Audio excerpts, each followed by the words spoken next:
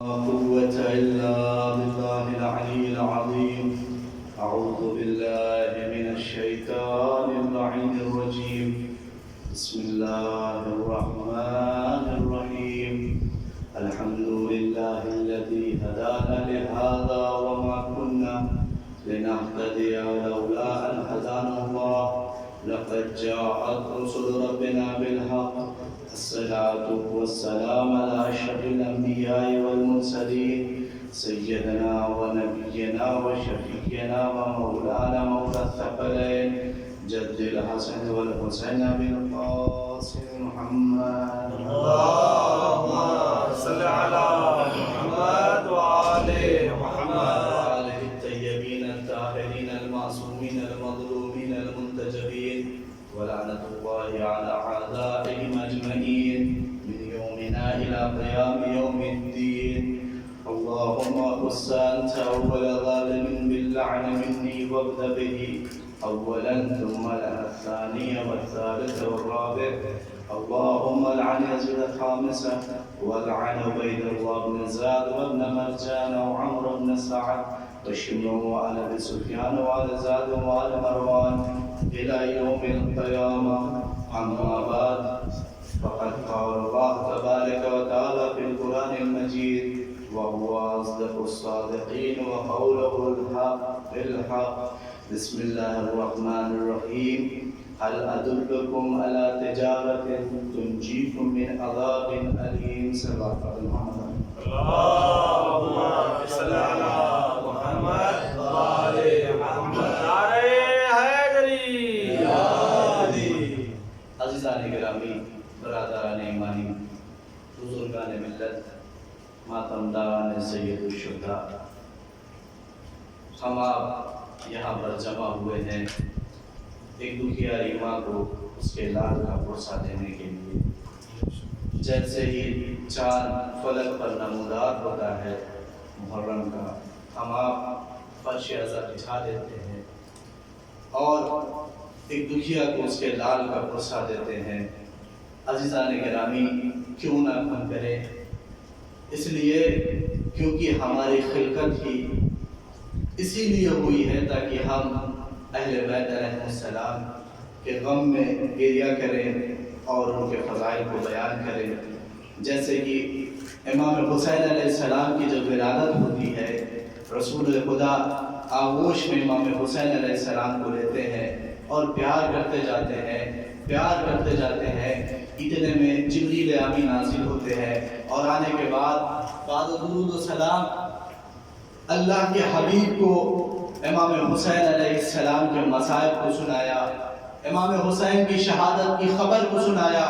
جیسے ہی شہادت کی خبر کو سننا تھا، رسول گریہ کرنے لگتے ہیں اور جیسے ہی رسول کا گریہ کرنا تھا، ایک مرتبہ شہزادی سوال کرتی ہیں، اے بابا، یہ مقام تو خوشی کا مقام ہے، یہ گریہ کرنے کا سبب کیا ہے؟ اتنا سننا تھا. رسول کہتے ہیں، اے بیٹی، ابھی جبریل امی آئے تھے، انہوں نے حسین کی شہادت کی خبر دی ہے کہ میرا بیٹا حسین کربلا کے میدان میں شہید کیا جائے گا. اتنا سننا تھا. شہزادی تڑپ جاتی ہے، اے بابا، کیا اس وقت آپ موجود ہوں گے؟ ایک مرتبہ رسول کہتے ہیں، اے بیٹی فاطمہ، میں اس وقت موجود نہیں رہوں گا. پھر سوال کرتی ہے، اے بابا، کیا اس وقت میں رہوں گی؟ اتنا سننا تھا. رسول کہتے ہیں، اے بیٹی فاطمہ، نہ اس وقت تم رہو گی اور نہ میں رہوں گا اور نہ ہی علی رہیں گے اور نہ ہی حسن رہیں گے. اتنا سننا تھا. شہزادی تڑپ جاتی ہے، اے بابا جان، اے بابا، یہ بتائیے پھر میرے لال پر گریہ کون کرے گا؟ پھر میرے لال کا ماتم کون کرے گا؟ اتنا سننا تھا.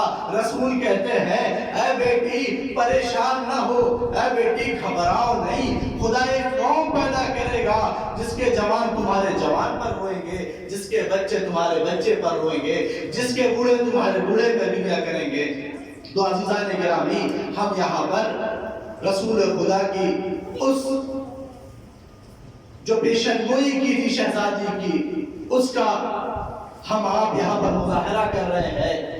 عزیزان گرامی، ایک چھوٹی سی بات کی جو انسان کی طبیعت میں ہے کہ ایک انسان کا مزاج ہوتا ہے، وہ آرام پسند ہوتا ہے، وہ یہ نہیں چاہتا کہ وہ اپنے آپ کو مشکلات میں ڈالے اور اپنے آپ پہ زیادہ بوجھ ڈالے، لیکن یہی انسان ایک طبیعت ہے، یہی انسان اگر اس کو یہ معلوم ہو جائے اگر ابھی 1000 دینار خرچ کرے گا اس کے عوض میں ہمیں 10,000 دینار مل جائے گا، تو اب اس کے عوض میں یہی انسان کہ جو آرام پسند ہے تو وہ سختیوں کو برداشت کرتا ہے اور وہ 1000 خرچ کر کے 10,000 دینار لینے کے لیے تیار ہو جاتا ہے تاکہ اس سے ہمارے آنے والی زندگی میں آرام ہو، آرائش ہو، اس میں کوئی مشکلات نہ ہو۔ تو یہ ہم انسان ایک طبیعت بن چکی ہے کہ جو انسان آرام پسند ہوتا ہے اس کے لیے اگر مشکلات بھی جھیلنا ہو تو وہ برداشت کرتا ہے۔ تو یہ ایک مختصر سی حیات کے لیے کہ جو دار فانی ہے اس کے لیے ہم مشکلات کو برداشت کر سکتے ہیں، تو کیا ہم آپ کو اس آخرت کے لیے کہ جہاں پر ہمیں زندگی گزارنا ہے، ہمیں وہ دار بقا ہے، فنا ہونے والی نہیں ہے، تو کیا ہمیں وہاں کے لیے اپنے اوپر مشکلات نہیں برداشت کرنا چاہیے، وہاں کے انتظام کرنا چاہیے؟ ایک صلوات پڑھیں محمد والے محمد کی ذات۔ اللہم صلی علی محمد والے محمد۔ کہ ہم ایسے افعال انجام دے کہ جو ہمارے آخرت میں کام آئے، جو ہمارے لیے آخرت کا سرمایہ قرار پائے۔ تو عزیزان گرامی، میں نے جس آیے کریمہ کی تلاوت کرنے کا شرف حاصل کیا ہے اس میں اللہ ارشاد فرما رہا ہے کہ هل ادلکم علی تجارت، کیا میں تم کو ایک ایسی تجارت کے بارے میں بتاؤں تنجیکم من عذاب علیم، کہ تم کو ایک خطرناک عذاب سے محفوظ کرے، تمہیں عذاب سے بچائے۔ اب عزیزان گرامی، جیسے ہی عذاب کی بات آتی ہے تو ہم آپ کے ذہن میں چند باتیں آنے لگتی ہیں۔ عذاب کا نام آتا ہے تو ہمارے آپ کے ذہن میں دوزخ یاد آنے لگتا ہے کہ عذاب سے مطلب کیا ہے؟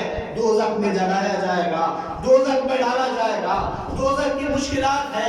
واقعاً یہ صحیح ہے، اس میں کوئی شک نہیں ہے کہ دوزخ میں جلایا جانا، دوزخ کی مشکلات، دوزخ میں جو تکالیف ہے وہ عذاب ہے، اس سے کوئی انکار نہیں۔ لیکن عزیزان گرامی، عذاب دنیا میں بھی آتا ہے لیکن ہم اسے احساس نہیں کر پاتے۔ عذاب، پوری توجہ چاہتا ہوں، شاید کوئی میسج ہو، عذاب دنیا میں بھی آتا ہے لیکن ہم اسے احساس نہیں کر پاتے، ہمیں پتہ نہیں چلتا کہ ہم عذاب میں گرفتار ہیں۔ تو کہیں گے آپ دلیل کیا ہے؟ ایک مرتبہ آئیے ہم آپ کو جناب یعقوب کے پاس لے کر چلتے ہیں۔ جناب یعقوب تشریف فرما ہے، جناب یعقوب کے بیٹے آتے ہیں، تمام بیٹے آتے ہیں اور آنے کے بعد کہتے ہیں یا نبی اللہ، اے بابا جان، ہم آپ سے کچھ سوال کرنا چاہتے ہیں۔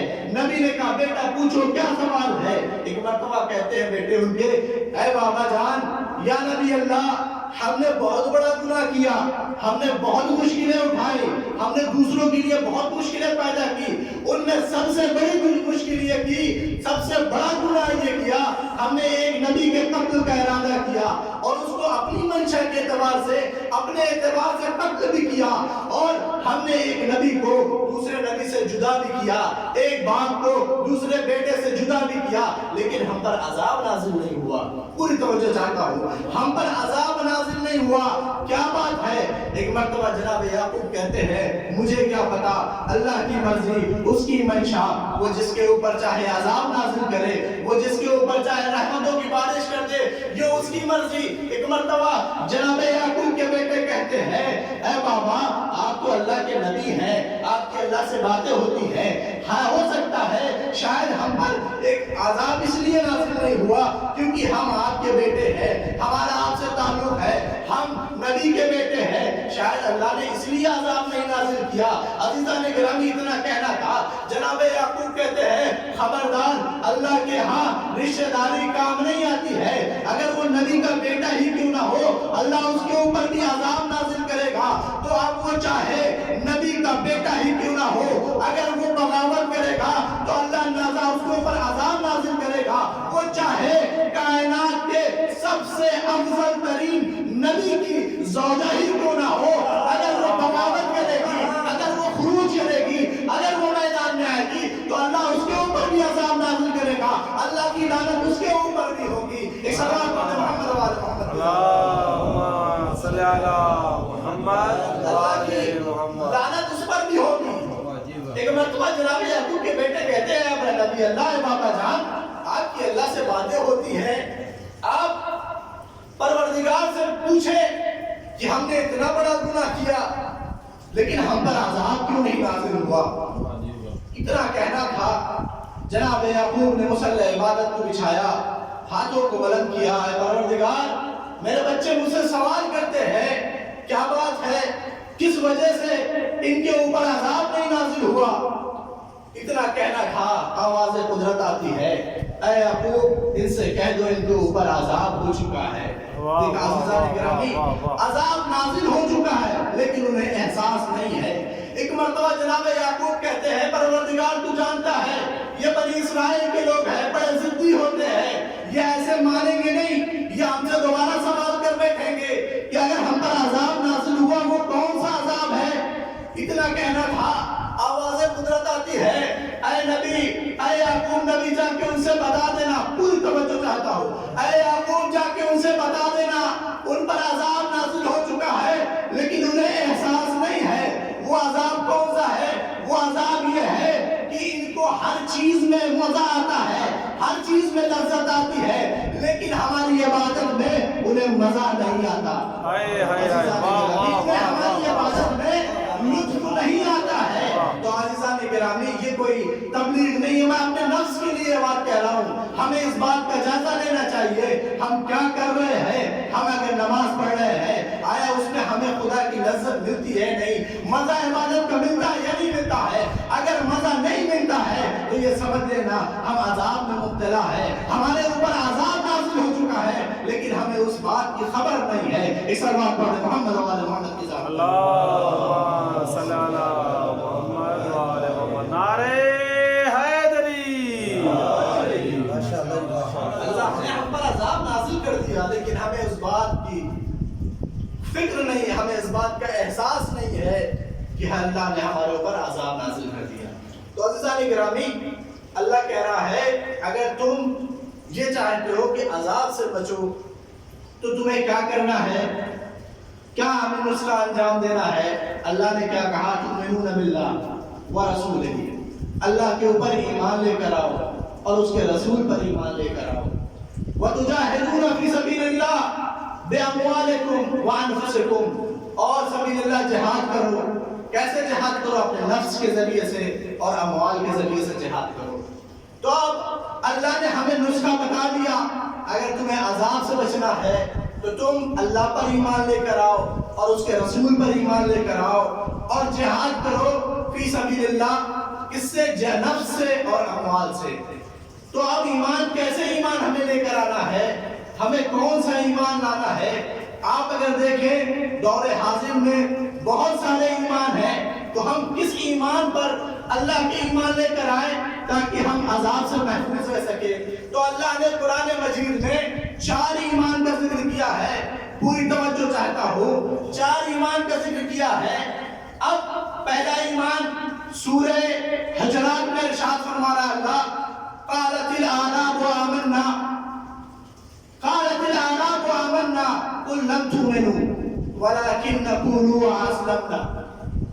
جب اللہ کے حبیب نے کہا اسلام لے کر آؤ، ایمان لے کر آؤ، تو کفار نے کیا کہا؟ ہم ایمان لے کر آئے ہیں۔ اللہ سبحانہ وتعالیٰ نے قول لم تؤمنوا، تم ایمان لے کر نہیں آئے ہو، ولكن قولوا اسلمنا، ان سے کہو کہ اسلام لے کر آئے۔ کیوں؟ کیونکہ اللہ جانتا تھا وہ ظاہر زبان سے صرف اللہ کے لیے ایمان لا رہے تھے لیکن ان کے قلب جو ہے وہ پاک نہیں تھے، ان کے قلب ابھی بھی گمراہ تھے، ابھی بھی وہ بت پرستی کی طرف مائل تھے۔ لہذا اللہ نے کیا کہا، یہ جو ایمان ہے جو زبان سے صرف ایمان ہوتا ہے وہ قابل قبول نہیں ہے۔ اگر تمہیں ایمان چاہیے، اللہ کی خطرناک عذاب سے محفوظ رہنا ہے، تو یہ زبان والا ایمان قابل قبول نہیں ہے۔ اللہ نے اگر کہا اگر تم یہ ایمان رکھتے ہو، صرف زبان سے ایمان لاتے ہو، تو یہ ہمارے نزدیک قابل قبول نہیں ہے۔ دوسرا ایمان سورہ شعراء میں اللہ ارشاد فرما رہا ہے، قالوا بل وجدنا آباءنا كذلك يفعلون۔ جب اللہ کے حبیب نے کہا ایمان لے کر آؤ، ایمان لے کر آؤ، تو وہ کیا کہہ رہے ہیں؟ ہم ایمان نہیں لے کر آئیں گے، ہمارے آباء و اجداد اسی طریقے سے بت پرستی کرتے تھے، ہم بھی بت پرستی کریں گے، ہم ایمان نہیں لے کر آئیں گے۔ اللہ سبحانہ و تعالیٰ نے کہا یہ بھی ایمان جو ہے قابل قبول نہیں ہے۔ اگر تم یہ ایمان لے کر آؤ گے تو تمہیں خطرناک عذاب میں مبتلا کیا جائے گا، تمہیں عودے کو جہنم میں ڈال دیا جائے گا۔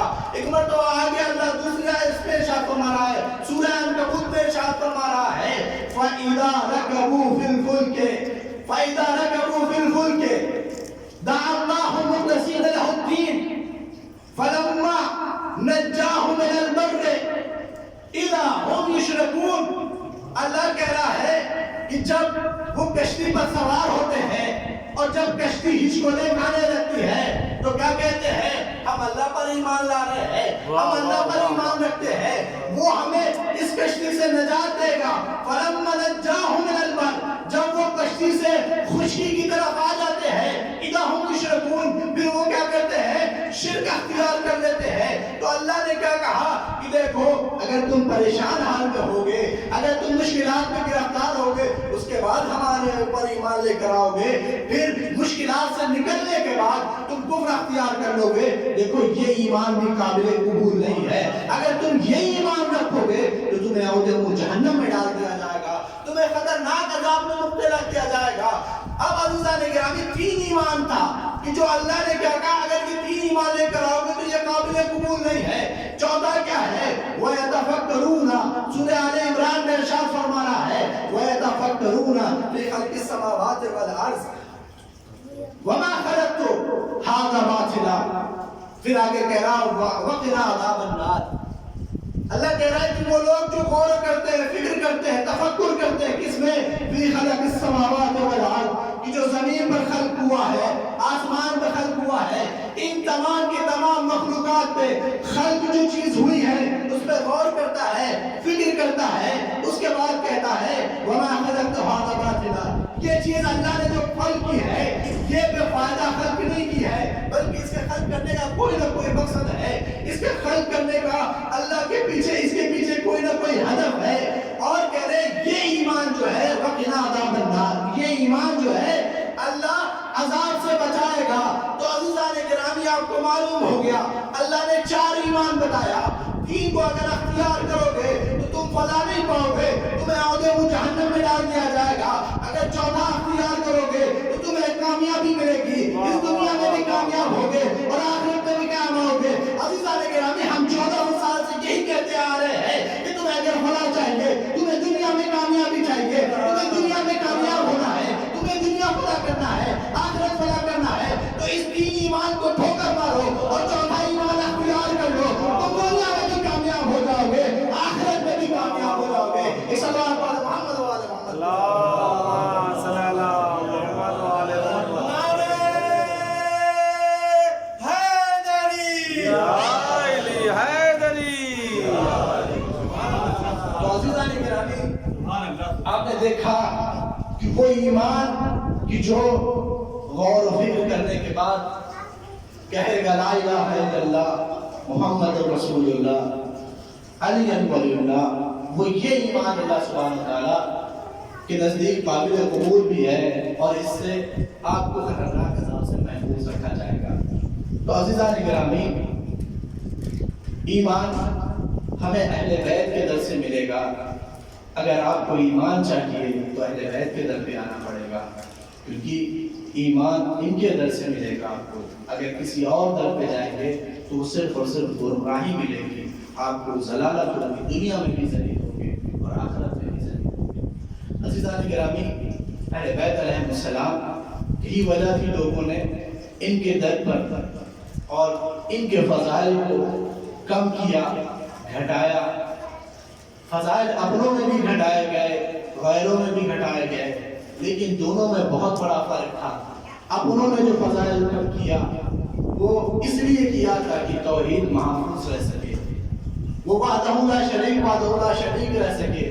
رسول نے کیا ارشاد فرمایا کہ اگر میں تمام کے تمام فضائل امیر المؤمنین کو بیان کر دوں تو لوگ گمراہ ہو جائیں گے، لوگ مشرک ہو جائیں گے، لوگ علی کو خدا کہہ بیٹھیں گے، توحید تحفظ پا جائے، وہ وحدہ لا شریک رہ جائے۔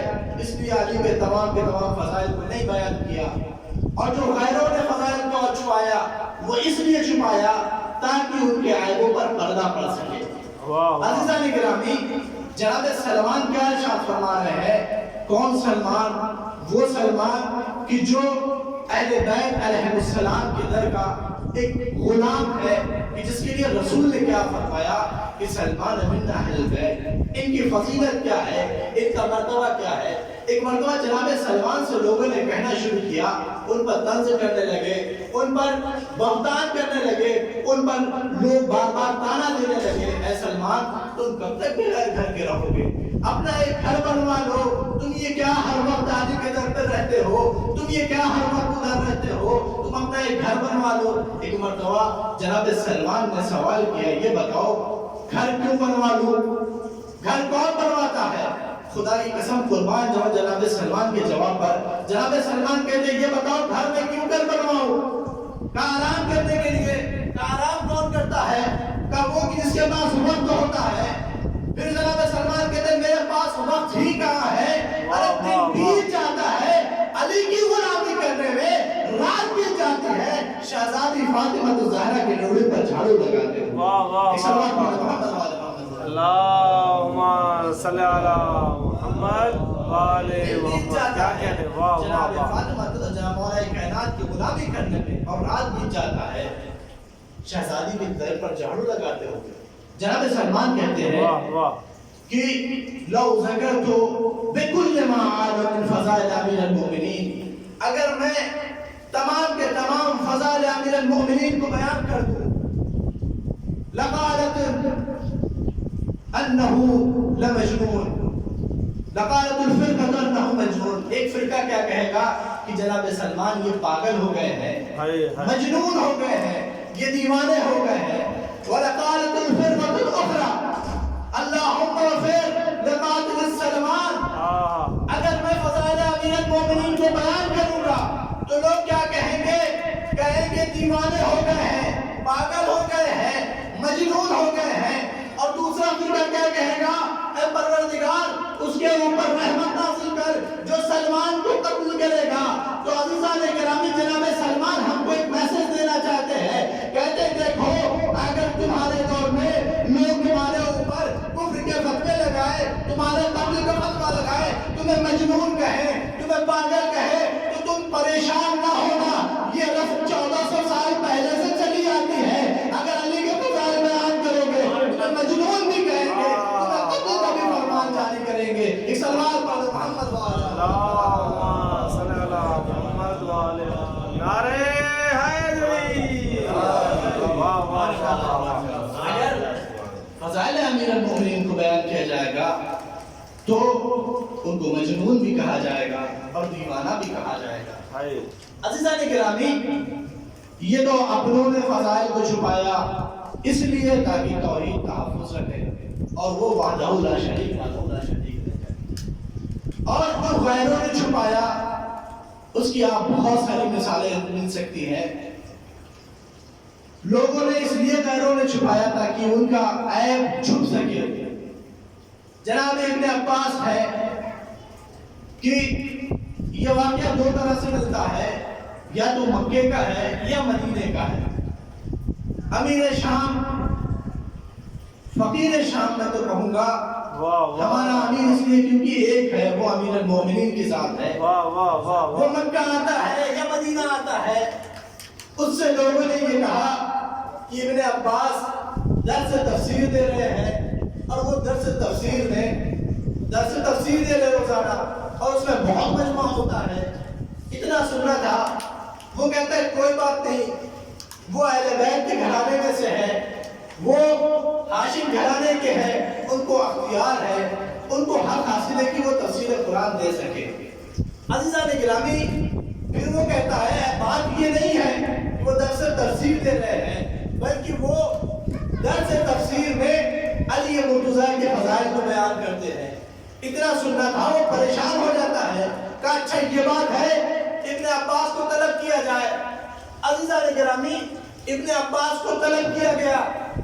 جیسے ابن عباس کو طلب کیا، پوچھا میں نے سنا ہے کہ تم درس تفسیر دے رہے ہو؟ کہا ہاں ٹھیک سنا ہے، میں درس تفسیر دیتا ہوں۔ ایک مرتبہ وہ پھر کہتا ہے میں نے سنا ہے کہ تم درس تفسیر میں علی مرتضیٰ کی فضائل کو بیان کرتے ہو. کہا ہاں ٹھیک سنا ہے. کہا دیکھو تم بنی ہاشم میں سے ہو, تم کو اختیار ہے, تم پر یہ زید دیتا ہے کہ تم تفسیر قرآن کرو, لیکن دیکھو تمہیں یہ اختیار نہیں ہے کہ تم امیر المومنین کے فضائل کو بیان کرو, تم علی کے فضائل کو بیان کرو. اتنا سننا تھا. ابن عباس کہتے ہیں اچھا یہ بتاؤ تفسیر نہیں کرتا ہوں, تم نے رسول کی حدیث سنی ہوگی کہ جو بھی تفسیر اپنی رائے کے اعتبار سے کرتا ہے اس کا ٹھکانہ جہنم ہوتا ہے, وہ اس کا ٹھکانہ جہنم ہوگا. کہا ہاں یہ روایت ٹھیک ہے, یہ روایت صحیح ہے, رسول نے ارشاد فرمایا ہے. تو ابن عباس نے کہا اچھا اگر میں تفسیر اپنے رائے کے اعتبار سے کروں تو میرا ٹھکانہ جہنم, اگر تم اپنی رائے کے اعتبار سے کرو گے تو تمہارا ٹھکانہ جہنم ہوگا. اتنا کہنا تھا. کہا ہاں ٹھیک ہے, تم تفسیر اپنی رائے کے اعتبار سے نہ کرنا, تم تفسیر کرو لیکن فضائل امیر المومنین نہ بیان کرنا. اتنا کہنا تھا. ایک مرتبہ ابن عباس کہتے ہیں کہ ٹھیک ہے میں قرآن کی آیت کی تلاوت کرتا ہوں, دیکھو اگر میں نے یہ پڑھا بسم اللہ الرحمن الرحیم عما یتساءلون عن النبأ العظیم, اگر میں نے اس تلاوت کو اس آیت کی تلاوت کی اور مجھ سے میرے شاگرد سوال کریں گے یہ ابن عباس یہ بتائیے کہ عن النبأ العظیم سے مراد کیا ہے, یہ خبر عظیم کون سی خبر ہے, تو مجھے کہنا پڑے گا علی مرتضیٰ کی ذات ہے. اگر میں نے اپنی رائے کے اعتبار سے تفسیر کی تو میرا ٹھکانہ جہنم ہوگا. عزیزان گرامی اتنا سننا تھا. وہ کہتا ہے تمہیں قرآن کی یہی آیت ملی ہے اور بھی آیت دے دو. اتنا سننا تھا. ایک مرتبہ ابن عباس کہتے ہیں اچھا ٹھیک ہے میں ان آیت کو چھوڑ دیتا ہوں, دوسری آیت کی تلاوت کرتا ہوں. ایک مرتبہ ابن عباس کہتے ہیں قل تعالوا ندعو ابناءنا وابناءکم ونساءنا ونساءکم. ایک مرتبہ یہ آیت پڑھتے ہیں اور کہتے ہیں جب میرے شاگرد مجھ سے سوال کریں گے کہ یہ نفس رسول کون ہے تو مجھے کہنا پڑے گا نفس رسول علی کی ذات ہے.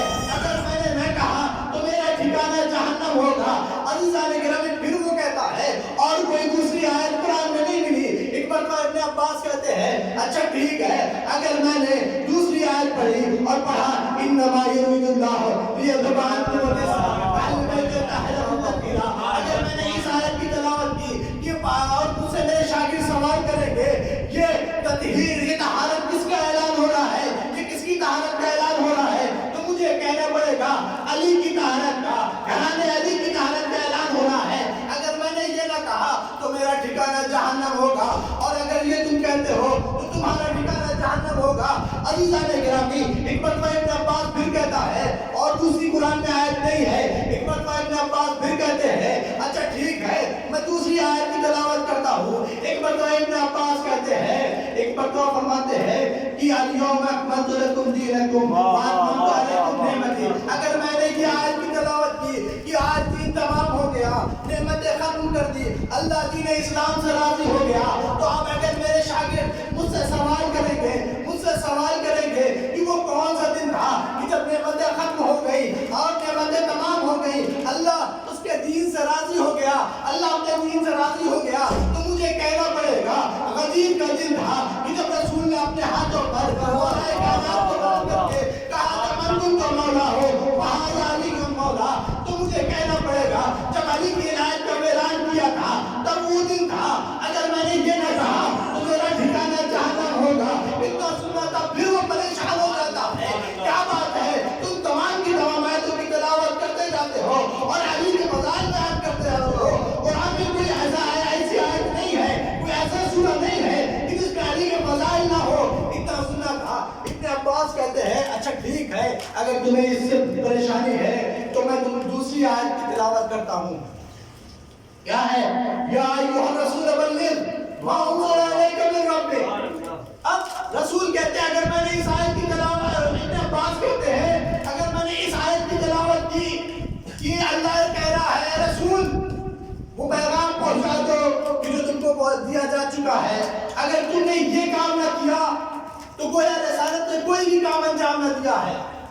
اب اگر میرے شاگرد مجھ سے سوال کریں گے اے ابن عباس وہ کون سا ایسا کام تھا, وہ کون سی ایسی تبلیغ تھی کہ جس سے اگر رسول کو کام انجام نہ دیتے تو رسول کی 23 سالہ تبلیغ زندگی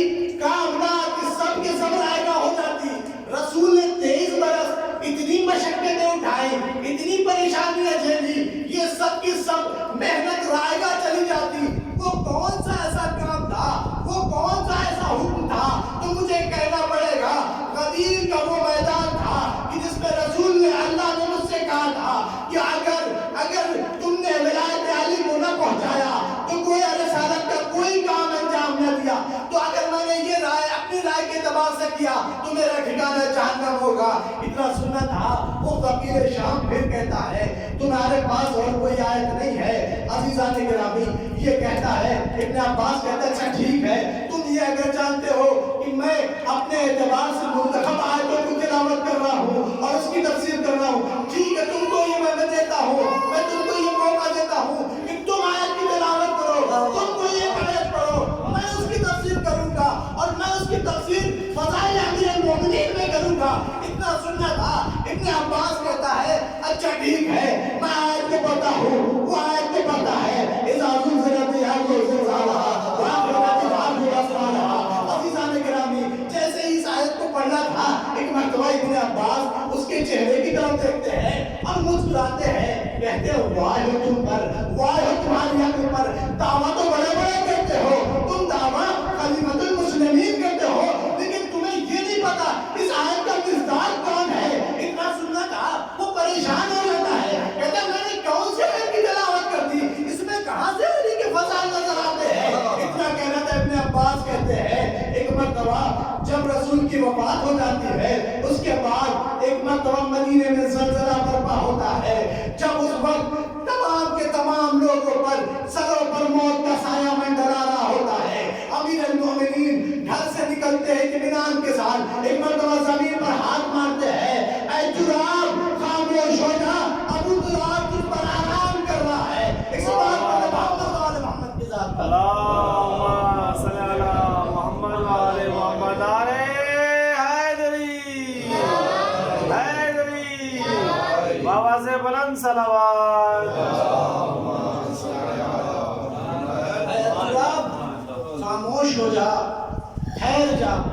اس پہ ابو جراب آرام فرما رہا ہے. عزیزان گرامی یہ سننا تھا. وہ پریشان ہو جاتا ہے, اس کے چہرے پر اس کے ماتھے پر پسینہ آ جاتا ہے. اور عزیزان گرامی اگر حق کوئی اپنا بولتا ہے, اپنا بیان کرتا ہے اس کی بات اور ہوتی ہے. اگر حق غیروں کی زبان سے اور اگر حق دشمنوں کی زبان سے جاری ہو جائے اس کی بات اور ہوتی ہے. یہ آل محمد کے گھرانے کا فیض ہے. یہ آل محمد کے گھرانے کا صرف امتیاز ایسا ہے کہ جن کے فضائل اپنوں نے بھی پڑھا غیروں نے بھی پڑھا, اپنوں نے بھی پڑھا غیروں نے بھی پڑھا. ایک مرتبہ وہ پریشان ہو کے کہتا ہے کہ اے ابن عباس یہ قرآن جب تک دنیا میں رہے گا اہل بیت کے فضائل کو بیان کرتا رہے گا, امیر المومنین کے فضائل کو بیان کرتا رہے گا.